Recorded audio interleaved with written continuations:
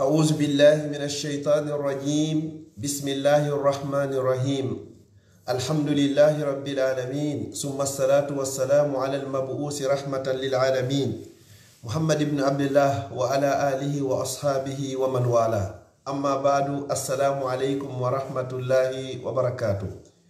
musidɓe julɓe tedduɓe teddirɓe l'islam ɓawen yettude allah o bajjo seniɗo wawɗomo ronkata wiyeteɗo allah juulay ɓurnaɗo tagefango sallllahu alayhi wa sallam kanko e ɓeygure makko e sahabaɓe makko ɓen fof e kala wonɗo e lawol ɓeeɗo yo allah waɗu en e maɓɓe musidɗo moɗon ka dina e ka enɗan abdallah diallo bruxelles salmini on salminago l'islam salminago yimɓe aljanna ka aljanna miɗo turi allah yo allah waɗan on fof moɗon jeeyaɓe yimɓe aljanna e weltaniki allah subhanahu wa ta'ala tawnuɗo e lewru suumaye e weltaniki allah subhanahu wa ta'ala arsikuɗo en horugol heɓa balɗe sappo e weltaniki allah subhanahu wa ta'ala arsikuɗo en wawugol nafugol balɗe sappo en arsiki e weltaniki allahu subhanahu wa ta'ala jonnuɗo en cellal ko newnani e wawugol horugol e nafugol musidɓe julɓe tedduɓe en heeɓi balɗe sappo e nder lewru suumaye hitande 2024 en weltanike o bajjo siniɗo wawɗomo ronkata ɗen toromo kay yo allah arsiku en ɗe balɗe noga e luttuɗe ɗen ɗo ya rabbal alamin o tawno en kadi suumayeji hewɗi kala mo tawno yaade e meɗen fappo yo yaafo so yettita musidɓe julɓe tedduɓe komi faalete anɗintinde ɗo no woodi hadis kanelaɗo sallllahu alayhi wa sallam ɓe maaki hay so tawi karmakoɓe goo no loyinimo wo sappo aranɗe ɗen ka lewru suumaye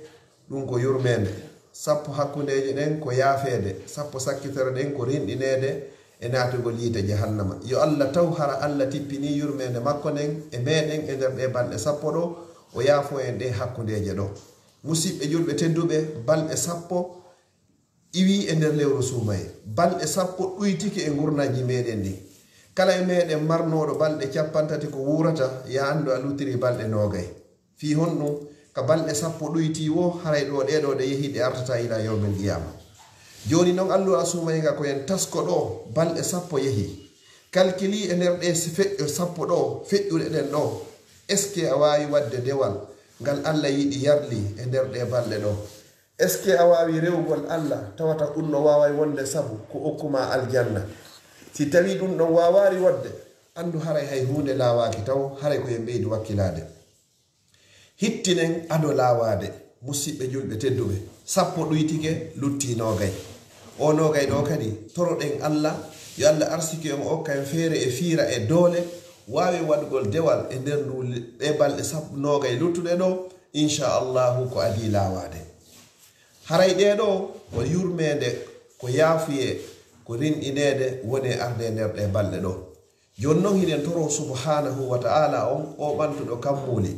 o weƴƴitiɗo ndi leydi ɗo o tagi en tagi ko taga kon fopp yo yaafo e bakkatuji meɗen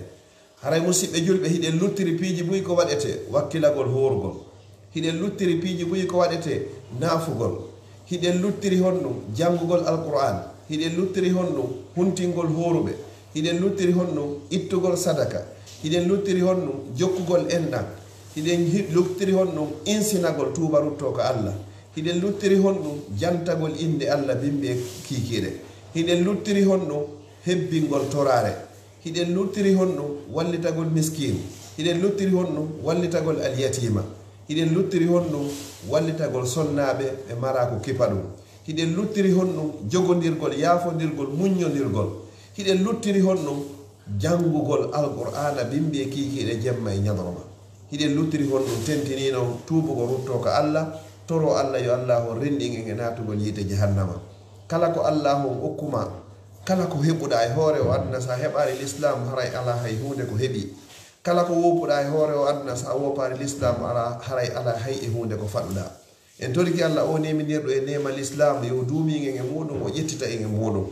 musidɓe julɓe tedduɓe hebbinen wallitagol tampuɓen ka huntingol horuɓe ɓen mo be meɗen yo wi'u musidal an ngal bolondal an o yimɓe an ɓen wonata hay goto mo heɓari sunna kati wonata hay e goto mo heɓari maafe julde wonata hay e goto mo heɓari coñci julde mo be meɗen yo jogo o anni e ɗo fiɓa ɗum ɗo wakkilo ɗum ɗo siko an ittata ittu siko ya lemɗi woɓɓe fiyoɓe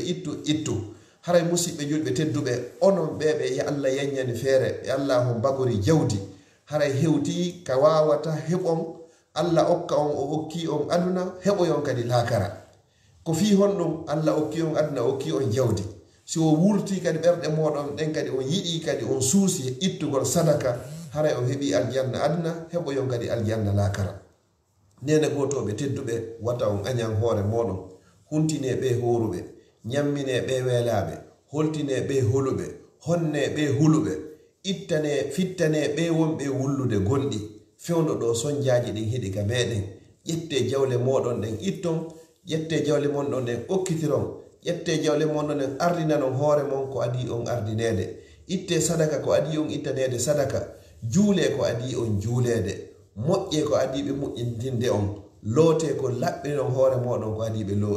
lootude on ɓe laɓɓina on ɓay pellete wona ko tultata haray kon falno andintinde ɗo hande en weltaniki subhanahu wa ta'ala en heɓi balɗe sappo horaɗe yo Allah on taw o jaɓani en siko yurmede o tippinta e muɗum yo Allah waɗu keɓal meɗen siko yaafuye yo Allah taw en yaafama siko rinɗinede yo Allah taw en rinɗinama mi toriki Allah subhanahu wa ta'ala wata lewru sumayendu yahu si wona hara enen e ɓey gureji meɗen e dendagal mawɓe meɗen fof en rinɗinama e natugol yiide jahannama miɗo toro rabbul ibadi on o ɓantuɗo kammuli weƴƴiti ndi leydi yo yaafo en bakkatuji meɗen janɗi fanɗi suuɗi feeñi ko anduɗen fimum e koen anda fimuɗum ko tewiɗen e ko hawruɗen e ko faljuɗen yo Allah yaafo en dendagal bakkatuji meɗen ya rabbal alamin wa akhira miɗo toro Allah ɓe musidɓe meɗen sonjiɓe nawnuɓe Allah dikkimɓe saabu teddugol ndu lewru ɓe musidɓe meɗen ɓe jogaki Allah okkorɓe saabu teddugol ndu lewru ɓe musidɓe meɗen marɓe Allah on ɓeydanɓe renaɓe e haynaɓe hiwaɓe menen ɓe maraɓen kadi Allah men torikima okkor men ko laaɓi ko ɗuuɗi ko dagi ko waɗa barki waɗa jawɗi ndin kadi hara ko wonayni saabu ko naɓi men aljanna wona suƴƴitoyeyndi men e nder yiite jahannama mi toriki Allah subhanahu wa ta'ala sonnaɓe ɓen fou marɓe jam e ɓuttuka dewle muɗum Allah duminanɓe jogiiɓe ande e sohla e mapundeji e sonjaji Allah mi torikema ittanɓe ko waɗa noon kadi kala gorko kadi sifa muɗum ɓe jombaka ɓen okkorɓe modiɓɓe hara ko yiɗuɓe ɓe teddinayi ɓe huloɓe Allah ɓe jombade ɓe kadi okkorɓe sonnaɓe moƴƴuɓe yiɗuɓe hara ko huloɓe Allah ɓe musidɓe meɗen wonɓe e hoore laawi kala kaɓe woniri e hoore laawi heɓe yaade ɗaɓɓoygol arsikeji maɓɓe Allah mi toriki ɓe firtanɓe arsike dumba kataji ɗin fopp renaɓe aynaɓe hiwaɓe dandaɓe naadoyaɓe e hoore jam moƴƴere sa naadiɓe kadi arsikaɓe kadi ɓe heɓa kaydiji arsikaɓe heɓa kaɓe liggoto kaɓe heɓa jawdi hewtintinoyaɓe kadi ka maɓɓe wonnude kuntan haaju sabu ɓe yaltinari si wona fi fittangol yimɓe maɓɓe e ɓe gureji maɓɓe gonɗi Allah mi torikema firtu arsikeji maɓɓe wonɓe ɓen kadi yaasi fof haraɗo mari kaydiji waɗɗi rewirɗi Allah wonɓe ɓen yaasi kadi fof mi toriki Allah Allah yanño arsike maɓɓe o ya rabbal alamin haray min kadi mbiɗa tori on du'a inchallahu wassalamu aleykum wa rahmatullahi wa barakatuh.